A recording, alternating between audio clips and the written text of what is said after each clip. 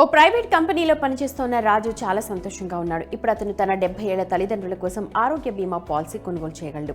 అన్ని వయసుల వారికి బీమా కంపెనీలు ఆరోగ్య పాలసీని అందించాలని ఐఆర్డీఏ పేర్కొంది.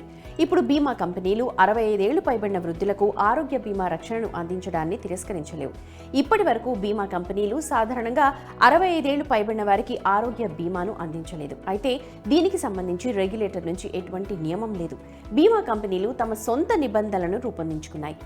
ఐఆర్డీఏ కొత్త సర్క్యులర్ బీమా కంపెనీలకు ఒక ముఖ్యమైన దశని చెప్పాలి.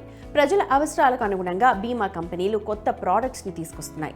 త్వరలో మీరు మొత్తం కుటుంబానికి సమగ్ర ఆరోగ్య రక్షణను అందించే ఆరోగ్య బీమా ప్రోడక్ట్ ని చూడొచ్చు.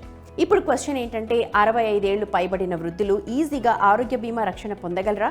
దీన్ని వెంటనే పరిశీలిస్తే వృద్ధులకు ఆరోగ్య బీమా సౌకర్యం అంత సులభమైతే కాదు. వాస్తవానికి పెరుగుతోన్న వయసుతో వృద్ధులలో అనారోగ్యం, ఆసుపత్రిలో చేరే ప్రమాదం ఎక్కువ. దీంతో బీమా కంపెనీలపై క్లెయిమ్ భారం పెరుగుతుంది.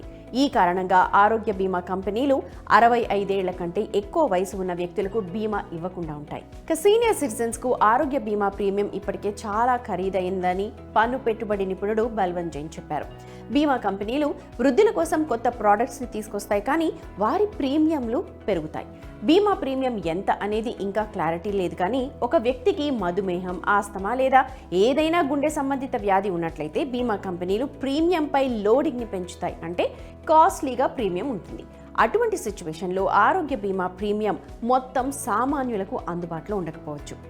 ఇప్పుడు కూడా 65 ఏళ్లు పైబడిన సీనియర్ సిటిజన్లకు ఆరోగ్య కవరేజ్ని అందించే బీమా కంపెనీలు చాలా ఎక్కువ ప్రీమియంలను కలుగున్నాయి. ఫర్ ఎగ్జాంపుల్, పాలసీ బజార్ ప్రకారం రాజు తల్లిదండ్రులకు 70 ఏళ్లుంటే వారు 10 లక్షల రూపాయల కవరేజ్ని ఎంచుకుంటే అతను new India assurance health companion plan కోసం 1,03,934 రూపాయలు చెల్లించాల్సి ఉంటుంది. మరోవైపు అతను స్టార్ హెల్త్ ప్రీమియం కోసం 1,23,634 రూపాయలు, రాయల్ సుందరం నెక్స్ట్ జెన్ ప్లాన్ కోసం 1,13,243 రూపాయలు చెల్లించాల్సి ఉంటుంది. అతని తల్లిదండ్రులకు మధుమేహం లేదా ఆస్తమా లాంటి వ్యాధులుంటే ప్రీమియం ఇంకా పెరుగుతుంది. వార్షిక ప్రీమియం 2 లక్షల రూపాయలు మించే అవకాశం కూడా ఉంది. మరో క్వశ్చన్ ఏంటంటే, తన తల్లిదండ్రులకు తగిన బీమా రక్షణ కల్పించడానికి మరి రాజు ఏం చేయాలి? రాజుకి 2 ఆప్షన్స్ ఉన్నాయని బల్వంత్ జైన్ అంటున్నారు. మొదటి ఎంపిక ఏంటంటే, ముందుగా వారు ఆరోగ్య బీమా కంపెనీతో మాట్లాడాలి. బీమా ప్రీమియం వారి పరిధిలో ఉంటే వారు పాలసీని కొనుగోలు చేయాలి. అవసరమైతే అతను లోడింగ్ ఫీచర్తో కూడిన పాలసీని, అంటే అధిక ప్రీమియంతో కూడిన పాలసీని తీసుకోవచ్చు. అయితే పాలసీని ఖరారు చేసే ముందు వారు కొన్ని ప్రాథమిక విషయాలపై దృష్టి పెట్టాలి. రాజు మొదట గది అద్దెపై క్యాపింగ్ గురించి తెలుసుకోవాలి. కొన్ని పాలసీల్లో గది అద్దె రోజువారీ బీమా మొత్తంలో, అంటే బీమా కవర్లో 1% వరకు మాత్రమే అందుబాటులో ఉంటుంది. ఫర్ ఎగ్జాంపుల్, బీమా మొత్తం 5 లాఖ్ రూపీస్ అయితే గది అద్దె 5,000 మాత్రమే. నేటి కాలంలో ఇంత డబ్బుతో ఏ మంచి ఆసుపత్రిలో గది దొరకదు.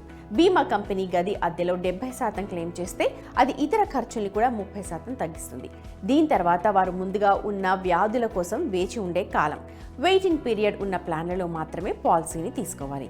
ఇక రెండో ఆప్షన్ గురించి మాట్లాడితే, రాజు తన కంపెనీ నుంచి గ్రూప్ హెల్త్ ఇన్సూరెన్స్ పొందినట్లయితే అతని తల్లిదండ్రులను కూడా అందులో చేర్చొచ్చు. అలాంటి సిచ్యువేషన్లో రాజు తన తల్లిదండ్రుల కోసం ఆఫీస్ పాలసీని విడిగా ఉంచాలి. తన కోసం ప్రత్యేకంగా ఒక హెల్త్ ప్లాన్ కొనాలి. ఎందుకంటే రాజు తక్కువ వయసు కారణంగా తక్కువ బీమా రక్షణని పొందుతాడు. ఎటువంటి లోడింగ్ కూడా వర్తించకపోవచ్చు. దీనివల్ల మరొక పెద్ద ప్రయోజనం, రాజు తల్లిదండ్రులు ముందుగా ఉన్న వ్యాధులకు ఏదైనా చికిత్స కోసం వేచి ఉండాల్సిన అవసరం కూడా ఉండదు. అయితే రాజులాగా అందరికీ గ్రూప్ హెల్త్ ఇన్సూరెన్స్ ఉండకపోవచ్చు. అటువంటి సిచ్యువేషన్ లో పదవీ విరమణ తర్వాత చికిత్స కోసం ముందుగానే వైద్య నిధిని సృష్టించుకోవడం మంచిది. ఈ మొత్తాన్ని ఎక్కడైనా పెట్టుబడి పెట్టాలి. అవసరమైనప్పుడు డబ్బు విత్డ్రా చేసుకోవచ్చు. దీనికోసం మ్యూచువల్ ఫండ్స్, బ్యాంక్ ఎఫ్డి మంచి ఆప్షన్స్. అయితే వృద్ధులకు ఆరోగ్య బీమా సదుపాయం కల్పించేందుకు ఐఆర్డీఏ చొరవ చూపడం మంచిదే, కానీ రిస్క్ ఎక్కువగా ఉండటంతో బీమా కంపెనీలు ఈ దిశగా సీరియస్గా ముందుకెళ్తాయా అన్నది అనుమానమే. అందువల్ల 65 ఏళ్ల తర్వాత ఆరోగ్య బీమా ప్రీమియంలు చెల్లించడం అందరికీ ఈజీ కాకపోవచ్చు. కాబట్టి పదవీ విరమణ తర్వాత ఆరోగ్య భద్రత కోసం ముందుగానే నిధి ఏర్పాటు చేయడం అవసరం.